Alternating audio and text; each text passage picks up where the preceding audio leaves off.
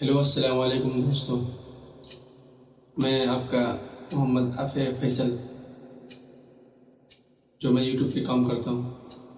آپ لوگ جانتے ہوں یا نہیں جانتے ہوں، ہم تو ایک انڈیا سے رہنے والے ہیں۔ آپ لوگ کو پتہ ہوگا کہ میں بہت دن سے ویڈیو بناتا ہوں، اور مجھے اس وجہ سے آج ویڈیو بنانا پڑا۔ آج سے میں پھر سے ویڈیو بنانے کا شروع کرتا ہوں، اور مجھے بولنے کے لیے تو نہیں آتا بھائی، لیکن آپ لوگ یہ مت کہنا کہ بھائی کہ آپ کو بولنے کے لیے نہیں آتا ہے، آپ کس طریقے سے بولتے ہو، آپ کو بولنے کا ڈھنگ نہیں ہے، یہ مت بولنا بھائی۔ بس میں اپنے زندگی کے بارے میں بتانا چاہتا ہوں کہ ہماری زندگی کیسے گزری اور ہماری زندگی ابھی کہاں چل رہی ہے۔ آپ لوگ تو نہیں جانتے ہوں گے کہ ہماری زندگی آج ہم اس مقام پہ کیسے پہنچے۔ یہ سب کچھ بدولت، یہ ساری چیزیں اپنے ماں باپ کی بدولت سے ہم یہاں تک پہنچے ہیں۔ اور اپنی زندگی کو میں شروع کرتا ہوں بھائی کہ جب میں چھوٹا تھا تو میں پہلے اسکول میں پڑھا کرتا تھا، تو تیسرے کلاس میں پڑھتا تھا۔ اس سے پہلے میں پرائیویٹ اسکول میں جو مہینے کے حساب سے پڑھتا تھا، میں اس میں مہینے لگتا تھا، کم سے کم 150 روپये مہینے لگتا تھا، اور آج کے ماحول میں مہینہ لگتا ہے کم سے کم 300 400 روپये 500 روپये مہینے لگتا ہے اسکول میں۔ آج کے ماحول میں 1000 روپये مہینے لگتا ہے،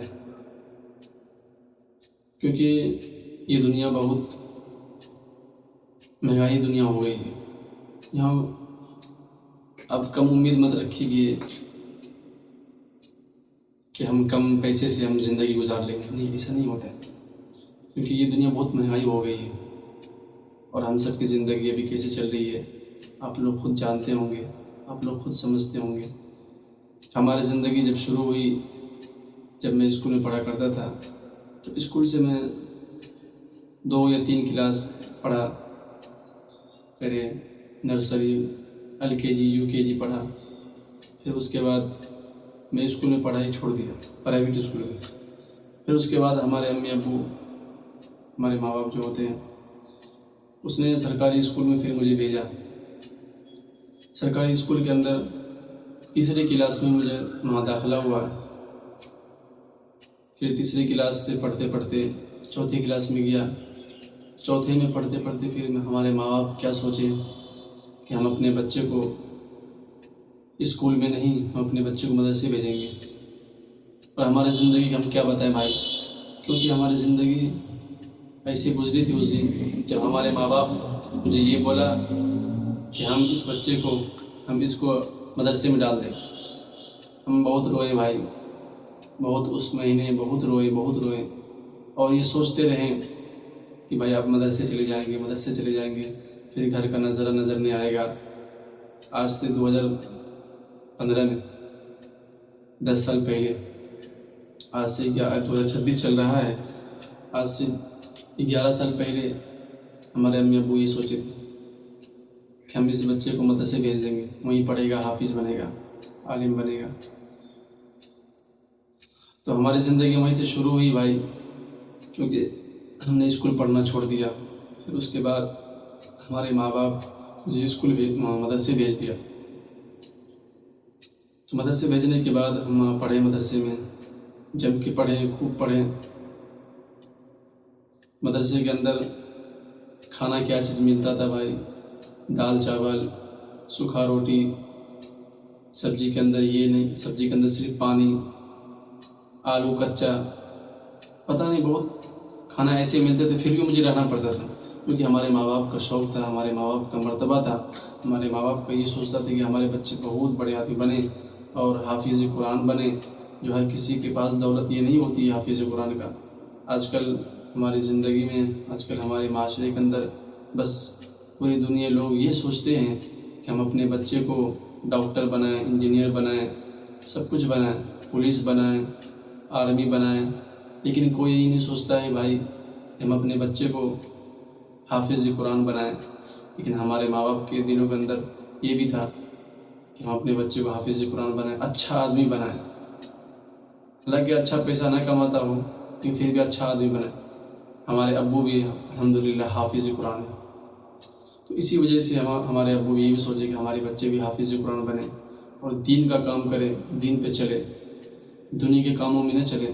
ہمارے ابو بھی پہلے مزدوری کرتے تھے، لیکن ہم اپنے ابو کو مزدوری دیکھیں کہ بھائی کس طریقے سے مزدوری کرتا ہے. حافظ قرآن آدمی مزدوری کر رہا ہے. تو ہمارے دلوں کے اندر یہ بھی بھٹکا کہ بھائی ہم نہیں پڑھیں گے، ہم کام کریں گے، ہم انجینئر بنیں گے، اسکول میں پڑھ کے بہت بڑے آدمی بنیں گے، سرکاری نوکری لیں گے. ہمارے دلوں کے اندر بھی یہ ہوا، کیونکہ بھائی آج کل ہر چیز پیسے سے ہوتا ہے، اسی وجہ سے ہمارے دلوں کے اندر بھی یہ آیا.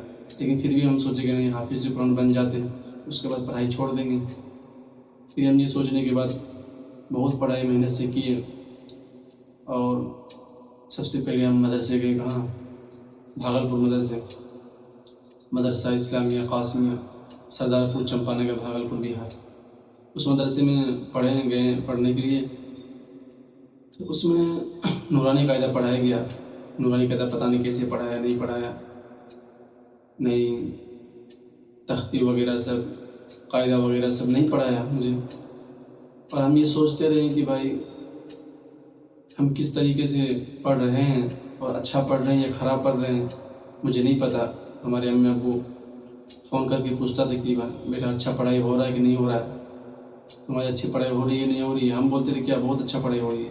مجھے کیا پتا کہ ہم، کیونکہ پہلی بار ہم مدرسے گئے ہیں، اور مجھے تو پتہ یہ نہیں کہ اچھا پڑھائی ہوتا ہے کہ کس کو بولتا ہے، اور خراب پڑھائی کس کو بولتا ہے، مجھے تو نہیں پتہ. مجھ سے بھی چھوٹے تھے. ہمارے ابو جب بھی پوچھتے تھے فون کر کے یہی بولتے تھے ہم، کیا نہیں اچھا پڑھائی ہو رہا ہے، ہم یہی پڑھیں گے. وہاں پڑھنے کے بعد 1 سال بیت گیا، تو ہم ناظرہ مکمل کر لی، ناظرہ پڑھنے آ گئے قرآن. پھر اس کے بعد دوسرے سال گئے تو اماں پارا حفظ کیے وہاں اسی مدرسے میں، بھاگلپور کے مدرسے میں.